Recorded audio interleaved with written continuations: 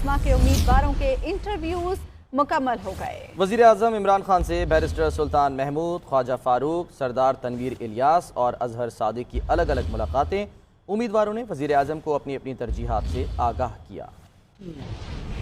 वज़ीर आज़म इमरान खान से आज़ाद कश्मीर के वज़ारत उस्मा के लिए उम्मीदवारों की मुलाकातें। वज़ीर आज़म से बैरिस्टर सुल्तान महमूद, सरदार तनवीर इलियास, ख्वाजा फारूक और अजहर सादिक ने अलग अलग मुलाकातें की। मुलाकातों में अली अमीन गंडापुर भी मौजूद थे। उम्मीदवारों से सियाहत, पनबिजली, मदनियात, सेहत, तालीम और तरक्याती कामों से मुतल्लिक इनका विजन दरियाफ्त किया गया। चारों उम्मीदवारों ने वज़ीर आज़म को अपनी अपनी तरजीहात से भी आगाह किया। इजलास के बाद मीडिया से गुफ्तगू में बैरिस्टर सुल्तान का कहना था कि इमरान खान जिसे भी आज़ाद कश्मीर का वज़ीर आज़म बनाएंगे कबूल होगा। ये प्राइम मिनिस्टर का फैसला तो इमरान खान साहब ने करना है और वो हमारे पार्टी के चेयरमैन हैं और उनको ये इख्तियार भी है और हमने उन्हें ये इख्तियार दिया हुआ भी है, तो वो जो भी फैसला करेंगे हम सब के लिए काबिल कबूल होगा। तनवीर इलियास बोले, पार्टी में मुख्तलिफ अमूर पर मुशावरत जारी है। आज खसूसी नशिस्तों पर मुशावरत हुई। पार्टी चेयरमैन ने जो जिम्मेदारियां सौंपी इसे पूरा करूंगा। सियासी तौर पे मैं ये समझता हूँ कि अगर चेयरमैन साहब ने कोई ऐसा फैसला किया कि ये जो दूसरी पार्टी और फर्दर किसी को साथ मिलाना है, तो चेयरमैन साहब अगर हमें फैसला करेंगे